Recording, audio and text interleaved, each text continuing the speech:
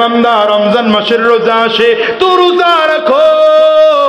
এ গোলাম রে, আস্তে আস্তে করে বয়স তোমার বাড়ে, তোমার যৌবনটা বাড়ে, তোমার শক্তিটাও ধীরে ধীরে বাড়তেছে। এখন তুমি টকবকে 25 বছরের যুবক। তোমার এলাকায় থরথর করে সবাই, তোমার এলাকার মধ্যে তোমার ধমকে সবাই থরথর করে কাঁপে। এই বান্দা, সবার কাছে তোমার দাম আছে। এই 17 বছর আওয়ামী লীগ তোমারে ডাকছে, আমার কাছে আয়, ভালো ভালো পদ দিয়ে দেব।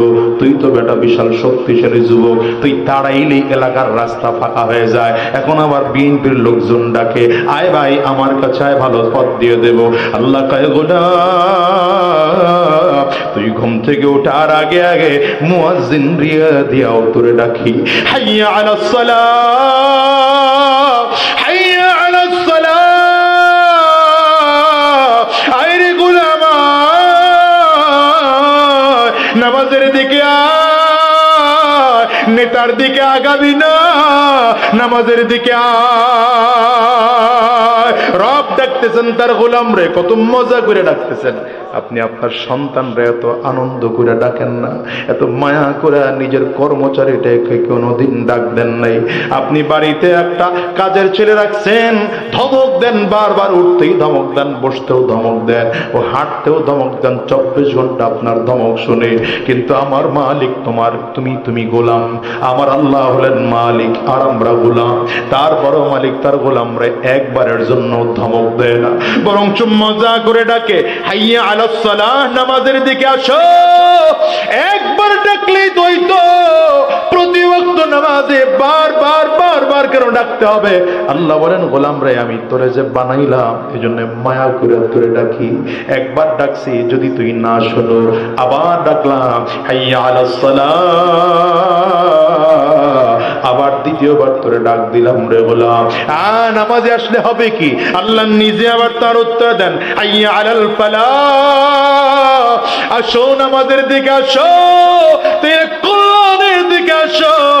নামাজের দিকে 8 বার তো কল্যাণ হয়ে যাবে।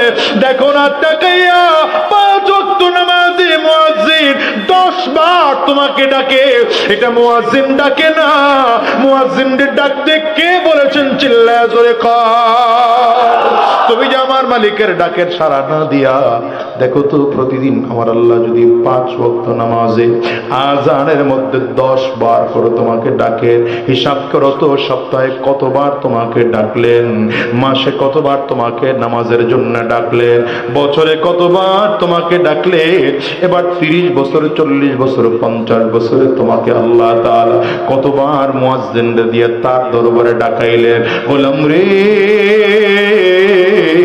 একটা বারের জন্য মালিকের ডাকে সাড়া দিলা না, বলো কিয়ামতের ময়দানে আমার আল্লাহকে তুমি ডাকলে কেমনে আমার আল্লাহ তাআলা সাড়া দিবে? এই জন্য হযরত আবু হুরায়রা রাদিয়াল্লাহু আনহুর জামাতা সাঈদ ইবনুল মুসাইয়্যিব বলেন, 40 বছর নামাজ পড়েছি, 40 বছরের মধ্যে নামাজ পড়েছি, এত মজা করে নামাজ পড়েছি, আযানের ওয়াক্ত হওয়ার আগে আগে মসজিদে গিয়ে হাজিরা দিয়েছি। এখন একজন লোক ডাক দেয়, আবু হুরায়রা রাদিয়াল্লাহু আনহুর জামাতা সাঈদ রে, কেন আপনি 40 বছর আযানের আগে আগে মসজিদে গিয়ে বসেছিলেন? বলে, আমি তো গোলাম, আমার আল্লাহ তো আমার মুনিব। আমার আল্লাহ যদি কিয়ামতের দিনে আমারে ডাক দেয়, তুই তো আমার গোলাম রে, এই সাঈদ, তুই তো আমার গোলাম, আমি আল্লাহ পাকের দরবারে কেন তোরে ডাইকা ডাইকা আমার কাছে আনা লাগলো? আমি মালিকের সামনে দাঁড়ায় জবাব দিতে পারবো না, এই জন্য ডাকার আগেই মালিকের দরবারে গিয়া হাজির হয়ে যা। তিনি মূল কথা যেটা বুঝাইতে চাইছিলাম, আমরা সব কার গোলাম?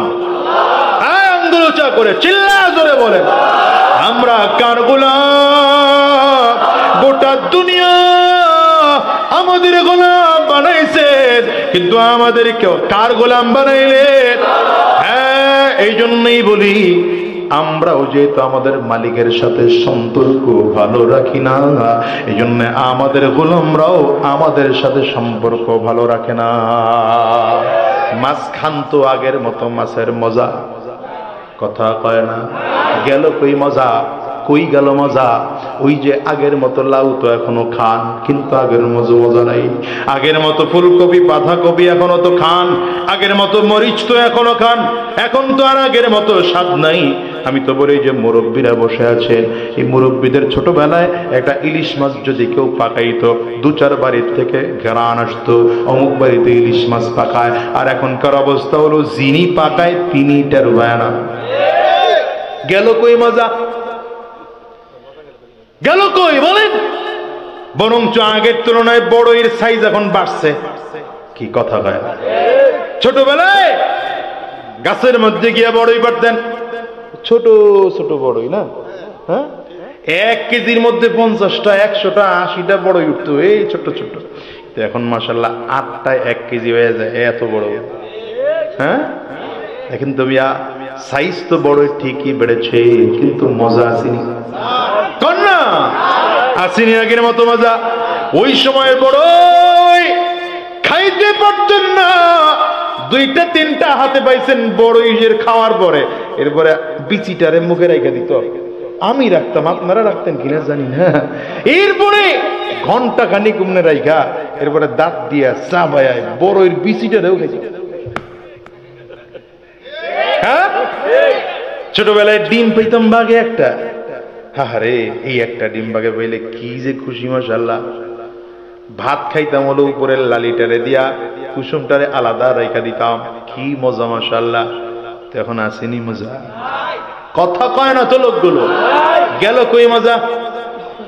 এর মূল কারণ হলো এরা তো আমার গোলাম, আমি কার গোলাম? আমার সাথে আমার মালিকের সম্পর্ক ভালো না, এই কারণে আমার গোলামরাও আমার সাথে ভালো সম্পর্ক রাখে না। এই জন্য আল্লাহ বলেন, ওয়ালাউ আন্না আহলাল কুরা আমানু ওয়াত্তাকাউ লাফাতাহনা আলাইহিম বারাকাতিম মিনাস সামাই ওয়াল আরদ। আল্লাহ বলেন, কোন এলাকার মানুষ যদি 2 গুণে গুণান্বিত হয়, 1 নম্বর যদি তাকওয়া গ্রহণ করে, 2য় নম্বর যদি ঈমান আনে, বলেন কয়টা গুণ? কয়টা গুণ চিল্লায় বলেন? 1 নম্বর ঈমান, 2য় নম্বর তাকওয়া। আল্লাহ বলেন 2 গুণ যদি অর্জন করতে পারো, আসমান ও জমিনের সব বরকতের দরজা খুলে দেব। রিজিকের জন্য দৌড়াইতে হবে না। দেখেন না হুজুররা মাশাআল্লাহ রিজিকের জন্য দৌড়ায় না তো, হেগল করে এমনি এমনি রিজিক এসা হাজির, ঠিক কিনা জোরে বলেন? আর আপনি তো রিজিকের জন্য এমন পাগল, তাহাজ্জুদের নামাজও পড়ার টাইম হয় না, ওই টাইমে দৌড় দিয়েছেন কারণ ওই সময় ট্রাক আনলোড হবে। কি কথা ভাবনা গেল? আর এই তো আমি প্রায় সময় বলি, আজকে যেহেতু ভাই আমার সামনে আছে, আমি ভাইরা সাক্ষী রেখে বললাম, হযরত মাওলানা সানাউল্লাহ নুরি সাহেবের মাদ্রাসায় গিয়ে দেখেন বাচ্চারা হিফজখানায় পড়তেছে, লিল্লা ফান্ডে খাইতেছে, হুজুর নিজে তো খাই, বাচ্চাদের খানার ব্যবস্থা করে ফেলাইতেছে। এর ওই পাশে আর একটা বড় মাদ্রাসা আছে না, কি জানো, হুলুকান্দি মাদ্রাসা, শত শত ছাত্র নিজে তো খায় মাশাআল্লাহ, এই ছাত্রদেরও খানার ব্যবস্থা হয়ে যায়। আমার এই একজন দেখাও না, একজন দেখাও জেনারেল পড়ুয়া, অ্যাডভোকেট সাহেবরে দেখাও, 1000 মানুষের খানার ব্যবস্থা করছে। উনি তো মাশাআল্লাহ একদিন দাওয়াত দিয়ে, বাবা রে বাবা, একদিন দাওয়াত দিছে, যেদিন মেজবান খাওয়ায় আর কি, 2টা গরু জবাই দিয়া হাটে কেমনে, হ্যাঁ এনে দে, কয় পিস? ওই আগে খাদেমরে বলা আছে 2 পিসের বেশি না, যত বলবো। কি কথা কর না? আমি আমার আত্মীয় বড় শিল্পপতি, তার অফিসে গেলে কয় ভালো দেখে বিস্কুট আনবি, ভালো চা আনবি, যতবার গেছি ওই একই কথা। তো এরপরে মনে করছি কত ভালো যেন বিস্কুট আনে মাশাআল্লাহ। প্রথমবার গেলাম এনার্জি বিস্কুট আর রং চা, দ্বিতীয়বার ওই এনার্জি বিস্কুট আর রং চা, তৃতীয়বার গেলাম ওই এনার্জি বিস্কুট আর রং চা। কইলেন কি আর আনলো কি? কয় মিয়া বুঝলেন না কেন? কয় আমি যত ভালো বলবো, ওরে বলা আছে এনার্জির উপরে উঠবি না।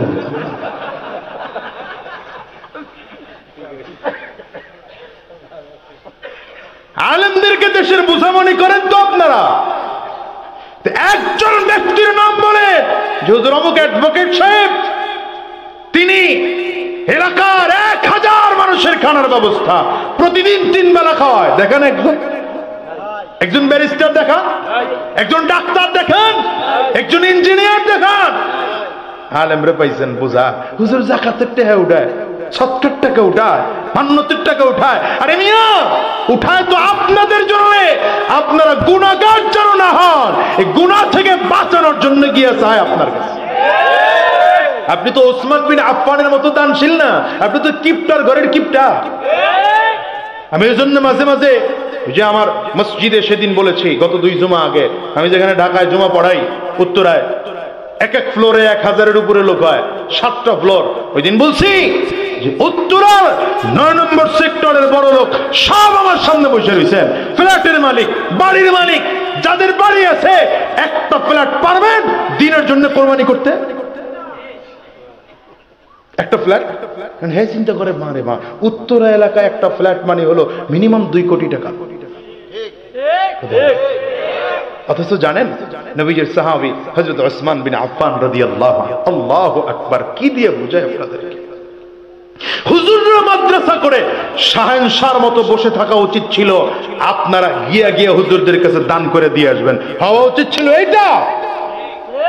আর হুজুর আপনাদের বাড়ি বাড়ি গিয়া এতিম পোলাপান খাইতে পারে না, চান্দা দেন, চাউল দেন, মরিচ দেন, পেঁয়াজ দেন, হুজুর চাবে কেন? আপনাদের লজ্জা হওয়া দরকার। নবীজি মসজিদে নববীতে বসে, এই খেয়াল করেন, নবীজি মসজিদে নববীতে বসা, সাহাবায়ে কেরাম সব নবীজির সামনে, নবীজি দাঁড়ায় বললেন, এই যুদ্ধে যেতে হবে, কার কাছে কি সম্বল আছে দাও তো, উট লাগবে উট, ঘোড়া লাগবে ঘোড়া। হযরত ওসমান বিন আফফান সামনে দিয়ে দাঁড়ায়, হুজুর 100 উট। আগামীকালকে শেষ মোনাজাত দিয়ে এরপরে সুবহানাল্লাহ কইেন। আস্তে আস্তে কয়, জোরে বলেন মিয়া কত? নবীজি চেহারার ডান দিকে ঘোরায়, কয় ডান দিক থেকে কে দিবা? হযরত ওসমান দৌড় দিয়েছেন ডান দিকে, দৌড় দিয়ে দিক থেকে দাঁড়ায়, কয় হুজুর 100। কত হইছে? নবীজি এবার চেহারা বাম দিকে ঘোরায় বলেন, বাম দিক থেকে কে দিবা? হযরত ওসমান বিন আফফান দৌড় দিয়ে আবার বাম সাইডে গিয়ে কয় 100। কত হইল? নবীজি 3 বার বলার পরে বলতে বাধ্য হয়েছেন, উসমান বাদে আর কে দিবা সে দাঁড়াও। এমনি সাহাবী হইছে। আপনার আমার মতো কিপটামি করে মাহফিলে 10 টাকার 5 টাকা দিয়ে কয় দিতে দিতে শেষ। এক দামোদর দিন নাকি এই কয়টা মাহফিল লাগে? 2 দিন ব্যাপী মাহফিল লাগেনি, এত বক্তা লাগেনি, আছে না এমন? দিছে কত? 10 টাকা। আরে আল্লাহ আমাদের হেফাজত করুন, জোরে আমিন কর। তাইলে আমার মূল কথা যেটা বুঝাইতে চাইছি, আমরা কার গোলাম? গোটা পৃথিবী আমাদের গোলাম, কিন্তু আমরা কার গোলাম? তাইলে এই কথাটুকু যদি বুঝে রাখেন, গোটা দুনিয়াটা আল্লাহ তাআলা আমাদের জন্য বানিয়েছেন। চাঁদ আমার জন্য বানাইলেন, সূর্য আমার জন্য বানাইলেন, নদী আমার জন্য বানাইলেন, মাছ আমার জন্য বানাইলেন, বহু রঙের ফল আমার আপনার জন্য বানাইলেন, সব আমার আপনার জন্য বানাইয়া আল্লাহ বলেন, গোলাম রে তোরে কেন বানাইলাম? ওয়ামা খালাকুতুল জিন্না ওয়াল ইনসা ইল্লা লিয়াবুদুন। এই বান্দা, আমি তোরে বানাইছি আমার গোলামের জন্য। তাইলে গোলামের কাজ গোলামি করা, দ্বিতীয় কোনো কাজ নয়। ঠিক কিনা জোরে আওয়াজ করে বলো। যেই কাজ করলে রবের গোলামি প্রকাশ পায়, সব জায়গায় সেই কাজ করতে হবে। পারিবারিক জীবনেও রবের গোলাম, সামাজিক জীবনেও রবের গোলাম, অর্থনৈতিক জীবনেও রবের গোলাম, রাজনৈতিক জীবনে লেনিন কার্ল মার্ক্সের গোলাম। আসতে কয়তো রাজনৈতিক জীবনে কার গোলাম? কয় না, জোরে বলেন, আওয়াজ করে চিল্লায় বলেন। রাজনৈতিক জীবনেও কার গোলাম হতে হবে, পারিবারিক জীবনেও কার গোলাম হওয়া লাগবে, সামাজিক জীবনেও কার গোলাম হওয়া লাগবে, অর্থনৈতিক জীবনেও কার গোলাম হওয়া লাগবে, শিক্ষা জীবনেও কার গোলাম হওয়া লাগবে। তাইলে রাজনীতির ময়দানেও মালিকের গোলাম হওয়া লাগবে। জোরে বলো ঠিক কিনা? তো তুমি যে মেয়ে এখন ওই লেনিন কার্ল মার্ক্সের আদর্শে রাজনীতি করো, তুমি যে মাউসেতন, সক্রেটস, প্লেটো, অ্যারিস্টটল, এরপরে এই যে কি কয় আব্রাহাম লিঙ্কনের সিস্টেমে রাজনীতি করো, তাহলে কার গোলাম তুমি? হ্যাঁ, আল্লাহ তো একটা আলাদা স্বতন্ত্র রাষ্ট্র পরিচালনার নীতি বানায় দিছেন। এটা বাদ দিয়া বলে এখন আব্রাহাম লিঙ্কন যেমনে করতে বলে অমনি রাষ্ট্র চালাইতে হবে। আল্লাহর কোরআন দিয়া রাষ্ট্র এখন চালানো যায় না, এটা তুমি বুঝাইতে চাইতেছো? আল্লাহর কসম করে বলি, আল্লাহর কোরআন বাদ দিয়া জমিনের মধ্যে কেউ যদি ইসলাম, কেউ যদি শান্তি প্রতিষ্ঠা করার ফিকির করে, এর থেকে বোকামি আল্লাহর জমিনে আর কিছুই হতে পারে না। ঠিক না? ওইখানে ফিরিস্তা বসাইল, ফিরিস্তা বেজাল করে লইব। দেখেন না, নোবেল প্রাপ্ত একজন মানুষটাই না বসাইছিলাম, 54 বছরে কিছুই হয় নাই। আমরা ফেসিবাদ তাড়াইলাম, একজন আপনারাই না বসাইলাম, কিন্তু 18 মাস পরে দেখি কি এর কামের কাম কিছুই না, আগেও যা এখনো তা, যেই সেই। হ্যাঁ, রাগ করলেন মনে হয়। তাহলে 1 নম্বর কথা, এটা 1 নম্বর সবক আজকে, লম্বা কথা নয়, সংক্ষেপে 1 নম্বর সবক, গোলাম যেহেতু আল্লাহ, সুতরাং সব সেক্টরে গোলামি করতে হবে, হুকুম মানতে হবে, কার ধরে আঙ্গুল উঁচা করা হবে, এটা 1 নম্বর সবক। 2 নম্বর সবক, গোলাম তো গোলামি, গোলামের অহংকার মানায় না। গোলাম অহংকার মানা হবে না। এই জন্য হাদিসে কুদসির মধ্যে আল্লাহ তাআলা বলেন, নবীজি বর্ণনা করেন, আল কিবরিয়াউ রিদাই, আল্লাহ বলেন অহংকার হলো আমি আল্লাহ পাকের চাদর, এই চাদর নিয়ে টানাটানি করো না, ধ্বংস হয়ে যাইবা। মেম্বার হইলেও অহংকার থাকতে পারবে না, আমার মতো চেয়ারম্যান হইলেও অহংকার থাকতে পারবে না। আমি মনে করি একটা ইউনিয়নের চেয়ারম্যান হয়ে গেছি, মাশাআল্লাহ, আমার আর কে নাগাল ভাই, আল্লাহকে তোর মতো চেয়ারম্যান কেন, তোর থেকে কত বড় ক্ষমতাওয়ালা, পানির মধ্যে চুবায় মারছি, মশার কামড় খাওয়ায় মারছি, পাহাড়ের সাথে আশ্রয় মারছি। তাহলে মেম্বার হইলেও অহংকার বলা হওয়া যাবে না, চেয়ারম্যান হইলেও না, এমপি হইলেও কথা কয় না, প্রধানমন্ত্রী হইলে অহংকার করা যাবে মনে হয়। করতে পারো অহংকার করতে পারো প্রধানমন্ত্রী হইলে, কিন্তু হঠাৎ করে একদিন দেখবা পায়ের তলায় মাটি নাই, 45 মিনিটের আলটিমেটামে এলাকা ছেড়ে ভাগা লাগবে, দুপুরের খানা পাকানো থাকবে, খাওয়ার সুযোগ পাইবা না। অহংকার মুক্ত জীবন করো। কিছু টাকা আল্লাহ দিয়েছেন তোমারে, তাই বইলা গর্ব করে করে বুকটা টান করে চলো না যে আমার বিশাল টাকা হইছে। তোমার মতো টাকাওয়ালারেও আল্লাহ দাফন করে দিতে 1 মিনিট সময় লাগে না। এই জন্য তাওয়াজু আর বিনয়ী আল্লাহর নৈকট্য অর্জন করার অনেক বড় একটি মাধ্যম। নবীজি জীবনে হাঁটতেন মাথা উঁচু করে না, আমার নবী জীবনে হাঁটতেন তো মাথা নিচু করে হাঁটতেন, বুকটাও উঁচু করে নাই, বুকটাও নিচু করে হাঁটতেন। সুবহানাল্লাহ, বাড়ি যায় কইেন। আপনি তো মাশাআল্লাহ ছোটখাটো নেতা হইয়া, আরে বাবা রে বাবা, হাঁটার ধরন কি দেখেন তো। গোটা পৃথিবী শাসন করেছেন, গোটা পৃথিবীর বাদশাহ ছিলেন গোটা 4 জন, এর মধ্যে 2 জন ছিলেন মুসলমান, এর মধ্যে একজন ছিলেন একে বলে বাদশাহ সিকান্দার বা ইস্কান্দার, যাকে কোরআন যুলকারনাইন বলেছে, আর একজন হলো পয়গম্বর সুলাইমান আলাইহিস সালাতু ওয়াস সালাম। পয়গম্বর সুলাইমান আলাইহিস সালাম এত বড় বাদশাহ, তার মতো ক্ষমতাধর বাদশাহ গোটা পৃথিবীর মধ্যে কেউ ছিল না, কোনদিন তার মতো হবেও না। এত বিশাল বাদশাহ আল্লাহ তারে বানাইছেন।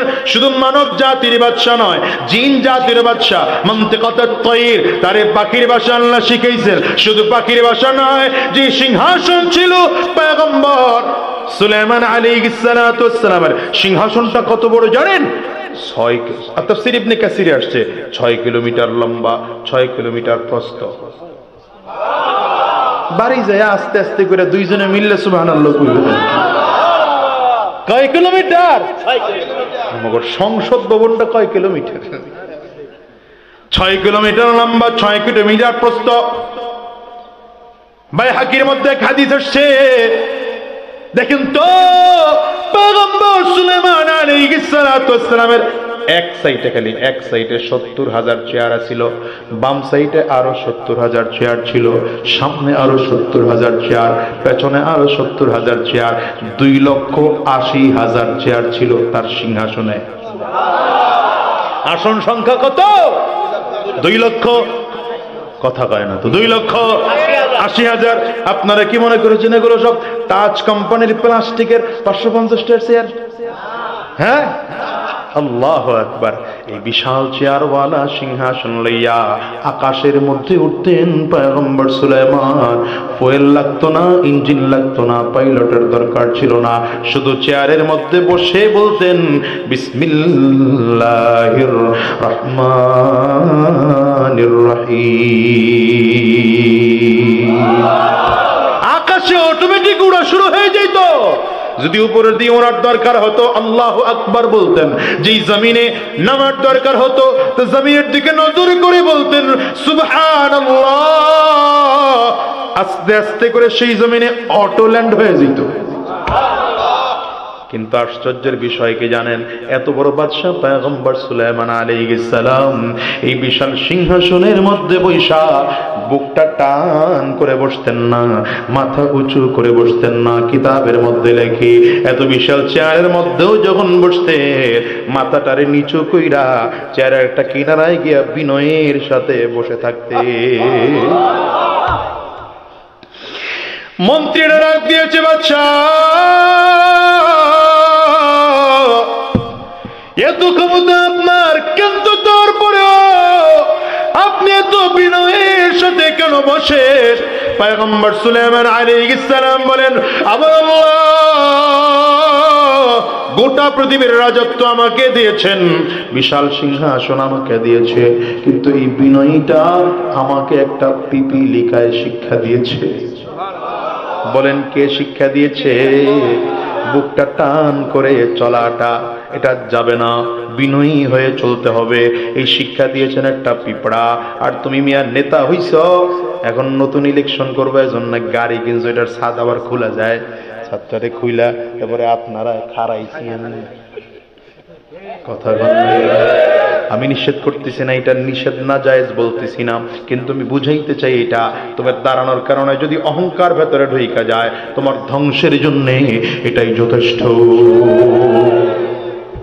পয়গম্বর সুলাইমান আলাইহিস সালাম বলেন, পিপিলি কার কাছ থেকে বিনয় শিখছি? এই কথাটা বলি শেষ করব। কার কাছ থেকে বিনয় শিখছে? কুরআনুল কারীম আল্লাহ তাআলা পিপিলিকার সাথে পয়গম্বর সুলাইমান আলাইহিস সালামের যে কথা হয়েছে, লম্বা কথা, কোরআনে আল্লাহ তাআলা বলেছেন। তো সুলাইমান আলাইহিস সালাম বলেন, একবার পিপিলিকার সাথে কথা বলতে গিয়া আমি তার কথায় খুব খুশি হয়ে গেলাম। ডাক দিলাম, এই পিঁপড়া রে, আমার কাছে তুই যদি কিছু চাও তো তোর চাহিদা পূরণ করব। পিঁপড়া ডাক দেয়, বাদশা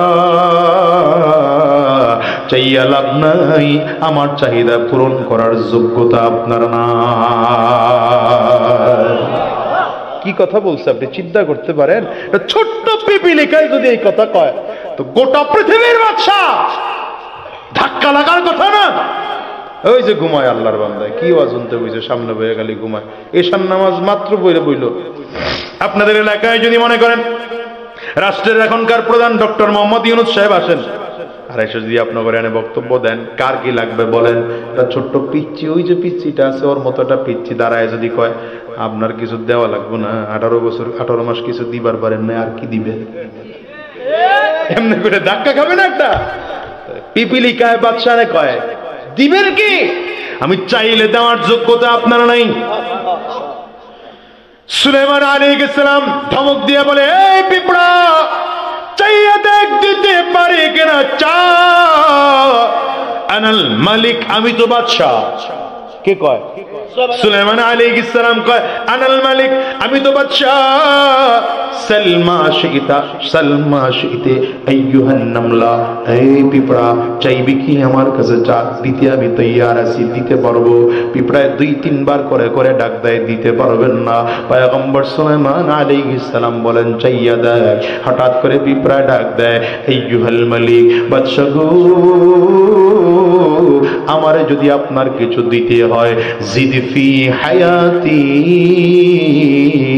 পারলে আমার হায়াতটা আপনি বাড়ায় দেন। পয়গম্বর সুলাইমান আলাইহিস সালামের মাথাটা নিচু হয়ে গেছে, লজ্জায় ডাক দিয়ে বললেন, পিপিলিকারে, এটা আমি দেওয়ার মালিক না, হায়াত বাড়ায় দেওয়ার মালিক আমার আল্লাহ, এটা আমি দিতে পারবো না। তবে আমার কাছে এটা বাদ দিয়ে অন্য কিছু চাওয়ার থাকলে চা। পিপিলিকায় বলে, একটা চাইলাম দিতে পারলেন না, আর কি বা আপনার কাছে চাইব? পয়গম্বর সুলাইমান আলাইহিস সালাম বলেন, যদি অন্য কিছু চাও তো দিতে পারবো। পিপিলিকায় বলে, আগেই বলেছি আপনি দেওয়ার যোগ্যতা রাখেন না, দেওয়ার মতো ক্ষমতা আপনার নাই। বারবার করে বলতেছেন চা না, চাইয়া দেখ। তো এবার পিপিলিকায় বলে, যদি আপনার কিছু দিতেই হয় আইয়ুহাল মালিক বাদশাহ, জিদ ফি রিজকি, তাইলে আমার হায়াত বাড়াইতে পারলেন না, পারলে আমার রিজিকের বাড়ানোর ব্যবস্থা করে দেন। পয়গম্বর সুলাইমান আলাইহিস সালাম বলেন, পিপিলিকার এই দুইটা কথা শুনে আমার ভেতরে একটা ধাক্কা আসলো, গোটা পৃথিবীর বাদশা আমি হয়ে যেতে পারি, কিন্তু একটা ছোট্ট পিপিলিকার চাহিদা পূরণ করার মতো ক্ষমতা, যোগ্যতা, দক্ষতা আমার নাই। আমার চোখ দিয়ে সাথে সাথে পানি বের হয়ে গেল। পয়গম্বর সুলাইমান আলাইহিস সালাম বলেন, আমি নাকার কপালটারে জমিনে ঠেকায় দিলাম আর বললাম, মালিক, বাদশা হইতে পারি,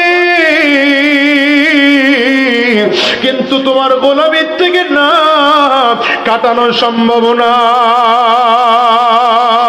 এই জন্য বলে যাই, সাবধান, অহংকার মুক্ত জীবন গড়ো, তাওয়াজুওয়ালা জীবন গড়ো, বিনয়ী জীবন গড়ো। নিজেরে নিজে গুনাহগার মনে কইরো, নিজেরে নিজে গুনাহগার মনে না কইরা বিশাল বড় অহংকার দিলের মধ্যে ঢুকায় না। এই জন্য বড় পীর আব্দুল কাদের জিলানী রাহমাতুল্লাহ আলাইহি বলে, দুনিয়ার মানুষেরা নিজের কখন ভালো মনে করবা জানো? যখন মরণের পরে, কবরে যাওয়ার পরে দেখবা তুমি মাফ পায়া গেছো, তখন নিজের নিজে ভালো মনে কইরো। কবরে যাওয়ার আগে, মাফ পাওয়ার আগে নিজের এত ভালো মনে কইরো না।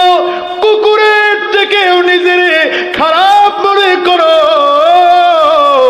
কুকুরের থেকে নিজে ভালো মনে কইরো না, কারণ কুকুরটা মরে গেলে তো মাটি হয়ে যাবে, ওর হিসাব নিকাশ নাই। বানরটা মরে গেলে হিসাব নিকাশ নাই, শুয়োর মরে যাবে তো মাটি হয়ে যাবে। কিন্তু তুমি আর আমি মানুষ, আল্লাহর আদালতে তোমাকে আমাকে দাঁড়াইতে হবে কি হবে না? চিল্লায় জোরে বলো। রবের আদালতে যে দিন দাঁড়াইবা, ওয়া আম্মা মান খাফা মাকাম রাব্বিহি ওয়া নাহান নাফসা আনিল হাওয়া। এজন্য রব বলেন, আমার কোন গোলাম যদি আমি আল্লাহর সামনে দাঁড়াইতে হবে, এই ভয় কলিজার মধ্যে রাইখা যদি নিজের নফসের খাহেশাত থেকে বেঁচে থাকতে পারে, ফা ইন্নাল জান্নাতা হিয়াল মাওয়া। আল্লাহ বলেন, আমি তার ঠিকানা জান্নাত বানায় দিলাম। এই জন্য বলে যাই, ভাই, এই দামোদরদির মুসলমান, কান খুলে শোনো, তুমি আর আমি রবের গোলাম। আল্লাহ হলেন আমাদের রব, আমরা সবাই আল্লাহর গোলাম। আল্লাহ আমাদের মালিক, আল্লাহ আমাদের মুনিব, আল্লাহ আমাদের রব। আঙ্গুল উঁচা করে ডাক দিয়া বলো আল্লাহ। আরো জোরে চিল্লা, দিলটা, অন্তরটা নরম করে বলো আল্লাহ। ওই মালিকের গোলামি করো, হারাম রাস্তা ছেড়ে দাও, সুদের রাস্তা ছেড়ে দাও, গুনাহের রাস্তা ছেড়ে দাও, শয়তানি রাস্তা ছেড়ে দাও, আর নিজের গুনাহের জন্য নিজের কাছে, আল্লাহর কাছে মাফ চাও। মাঝে মাঝে রাতের অন্ধকারে তাহাজ্জুদ নামাজে দাঁড়াইবা, আর আল্লাহ পাকের কাছে বলবা, আল্লাহ, আমার চেয়ে খারাপ মানুষ এই জমিনের মধ্যে আর কেউ নাই, আমার চেয়ে গুনাহগার মানুষ এই জমিনে আর কেউ নাই। আমার চেয়ে নেবু খারাপ এই জমিনে আর কেউ নাই, আমার চেয়ে জাহান্নামের আসামি এই জমিনে আর কেউ নাই। কেন বলি জানো? দুনিয়ার মুসলমান নবীর সাহাবী যাদেরকে আল্লাহর নবী জান্নাতের সার্টিফিকেট দিয়েছে, যেমন হযরত ওমর ফারুক ছিলেন জান্নাতের দ্বিতীয় নম্বরের জান্নাতের সার্টিফিকেট প্রাপ্ত সাহাবী। এই হযরত ওমর যখন জমিন থেকে বিদায় হয়ে যাবে, হযরত ওমরকে মসজিদ নববীর বারান্দায় শোয়া দেওয়া হয়েছে। হযরত ওমর নিজের গালটারে মাটির সাথে ঘষতেছেন আর চিল্লায় চিল্লায় বলতেছেন, ওয়াইলুল লাকা ইয়া উমর ইল্লাম ইয়াগফির লাকা রাব্বুক, ওয়াইলুল লাকা ইয়া উমর ইল্লাম ইয়াগফির লাকা রাব্বুক। হযরত ওমর নিজে নিজে ধমকায়া ধমকায়া বলে, ওমর তুই ধ্বংস, যদি তোর মালিক তোরে মাফ না করেন তাইলে তুই ধ্বংস। হযরত ওমর জান্নাতের মেহমান, কিন্তু জাহান্নামের ভয় কত তার কলিজার মধ্যে। ও মিয়া, তুমি আমি সুদ খাই, ঘুষ খাই, হারাম রাস্তায় চলি,